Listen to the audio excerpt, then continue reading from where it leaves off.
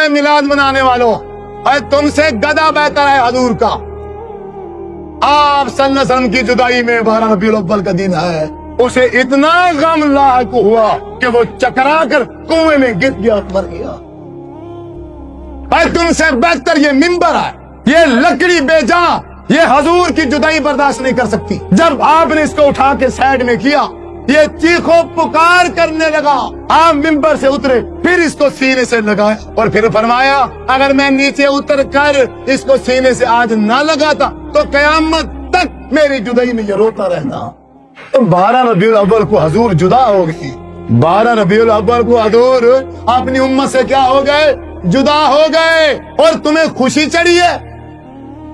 شرم نام کی کوئی چیز نہیں ہے تمہارے اندر، نہ حیا ہے نہ شرم ہے۔ میرا سگا باپ ہو، 12 ربیع الاول کو پیدا ہو اور 12 ربیع الاول والے دن ہی کیا ہو جائے؟ فوت ہو جائے۔ اور جب تک میرا باپ زندہ ہوگا 12 ربیع الاول والے دن میں میلاد مناؤں گا نا۔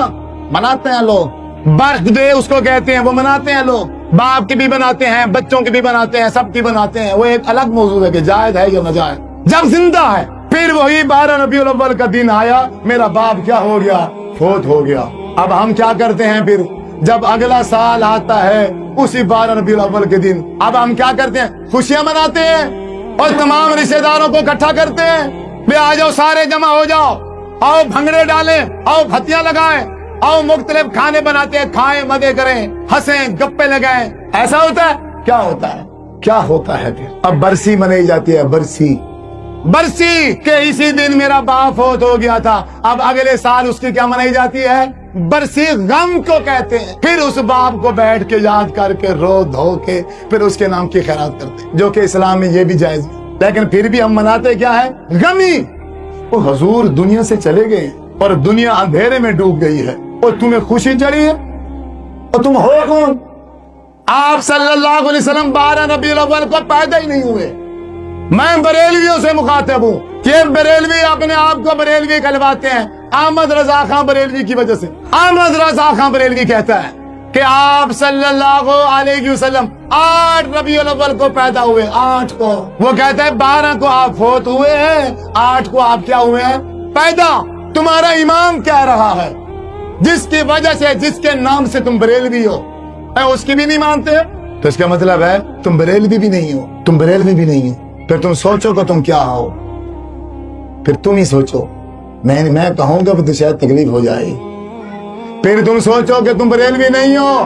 اگر تم بریلوی ہوتے تو 8 ربیع الاول ولادت ہے حضور کی بریلوی کے نزدیک، جبکہ نہ قرآن میں ہے نہ کسی صحیح حدیث میں ہے کہ آپ صلی اللہ علیہ وسلم کس دن پیدا ہو۔ یہ دن ہے ہی نہیں۔ اللہ تبارک و تعالیٰ نے اس دن کو چھپا کے رکھا ہے۔ کسی صحابی نے یہ دن منایا ہو تو پتا ہو، صرف یہی پتا ہے، حدیث میں صرف یہی آیا ہے کہ جس دن آپ پیدا ہوئے وہ دن بھی شمار کا تھا، اور جس دن آپ فوت ہوئے وہ دن بھی شمار کا تھا۔ ہاں، وفات کا دن موجود ہے، وفات کا دن تمام کے نزدیک اتفاق ہے۔ آپ صلی اللہ علیہ وسلم کی وفات کا دن کون سا ہے؟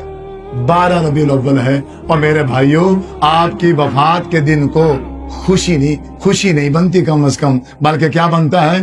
بندہ افسوس۔ کیا بنتا ہے؟